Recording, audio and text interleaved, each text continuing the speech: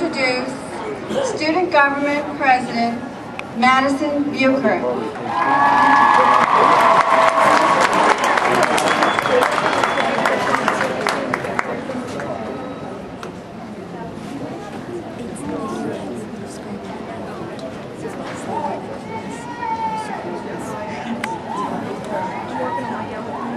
Welcome, administrators, teachers, family, and friends.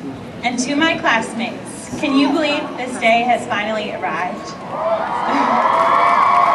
Today is our day. Today is the day our lives begin, and we become accountable for our actions, our community, our world. Today, we take the first step towards the future, a step closer to all the possibilities life has to offer. As a class, we've done our best to seize the moments, be it pep rallies, homecoming, football games, drama performances, prom, or band competitions. And who can forget pillowcases and togas, painted parking spots, Generation Day, and Pink the Fink. But today, our charge is to become accountable to someone other than ourselves and our parents, to be responsible for more than just our grades or making our curfew, to be responsible for more than just this moment. Anne Frank once wrote, "How wonderful it is that nobody need wait a single moment before starting to improve the world. Our moment is now." Starting today, our job is to do whatever it takes to make a difference, to show up, willing and ready for anything, ready for everything, to take on whatever life has to throw at us, so we can use every moment to make the world a better place. Today, my friends, our lives begin, and I, for one, can't wait. Congratulations, class of 2011, and go Gators!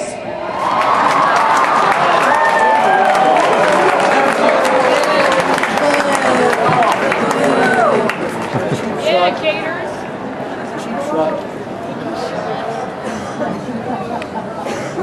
How many of that class?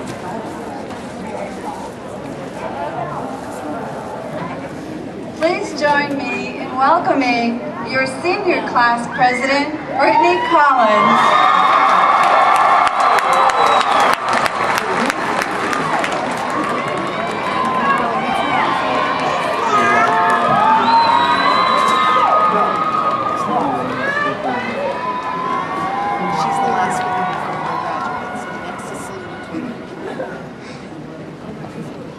Walking through the doors on August 24th, 2010, we entered as seniors.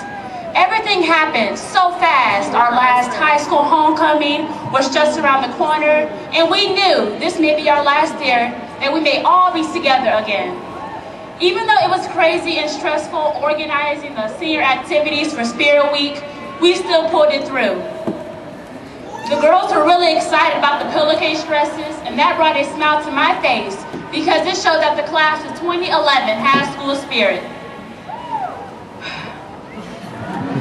During Spirit Night, the Powder Puff game brought laughter and joy.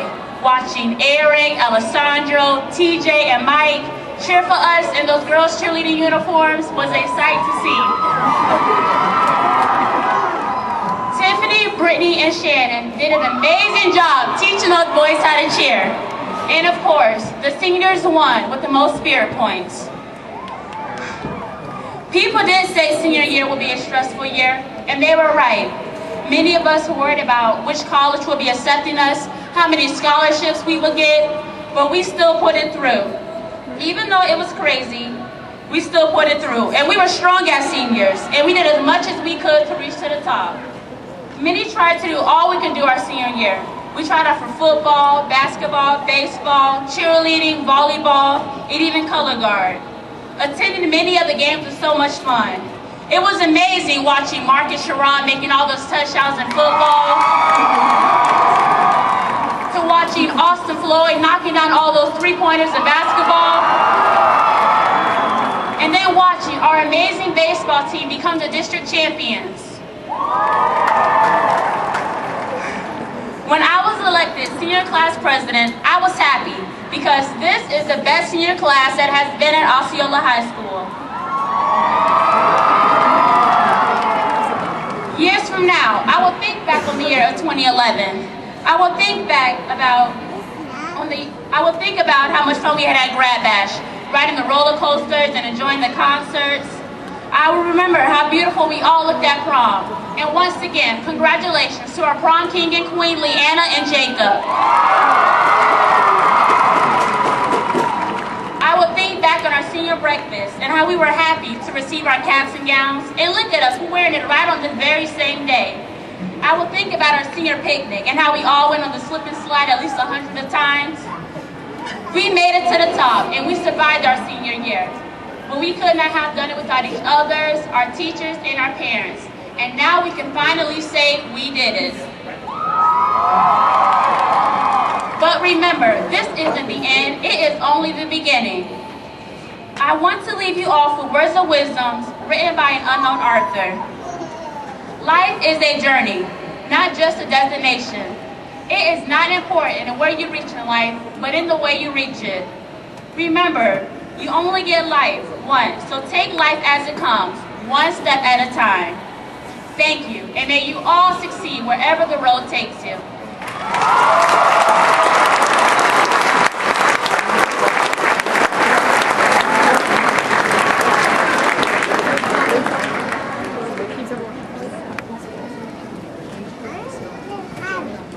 Good evening. Our next speaker has completed an internship at St. Pete at the Society for the Prevention of Cruelty to Animals at the SPCA, has been a member of the Spanish National Honor Society, and has a GPA of 4.7458. Please join me in welcoming Abigail Kaufman, your salutatorian.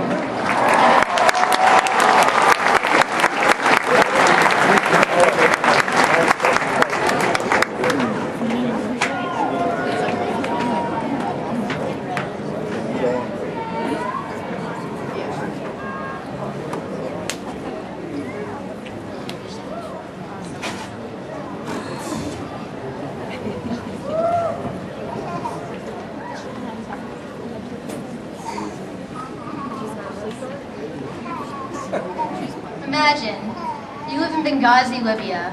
A government army is shelling your city. Imagine you are in the capital of the Ivory Coast in West Africa. A civil war is raging over a disputed election.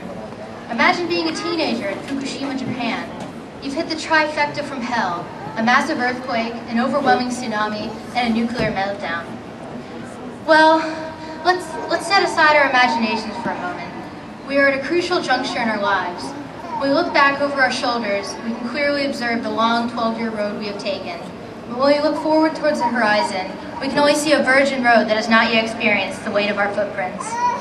However, as we celebrate our past accomplishments and eagerly look towards our potential future, we need to see our lives in a wider perspective.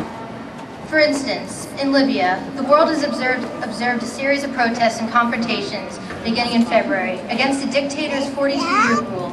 The conflict has escalated into a civil war between government and rebel forces. Several thousand miles away in the Ivory Coast, the sitting president refused to accept his defeat at the polls. Hundreds are dead after battles throughout the country. And in Japan, nature, rather than man, dealt the blows when a tremendous earthquake triggered a tsunami. In Fukushima, the failure of the cooling system at the nuclear power plant set off hydrogen explosions and widespread leakage of radiation. So, what do these devastating events in faraway places have to do with this graduating class of Osceola High School here at Tropicana? Let me suggest 3 things. First, we should adopt a global perspective. There is a wide world out there that impacts us in many ways. Embrace countries and cultures outside of your own. Pinellas County is a fine place to live, but it's not the center of the world. Make an effort to be aware of what's happening outside of your own backyard. Keep up with the foreign language you've learned in high school. Take advantage of the chances to travel or even live overseas. Second, thinking about the world helps us keep things in perspective. All of us deal with our own sets of problems. Maybe it's deciding what to do after high school, or maybe it's a parent seeking employment. But on the other hand, planes aren't flying overhead dropping bombs on us. Tanks are not in the streets. Wide areas of our country are not dead zones because of nuclear contamination. When we watch such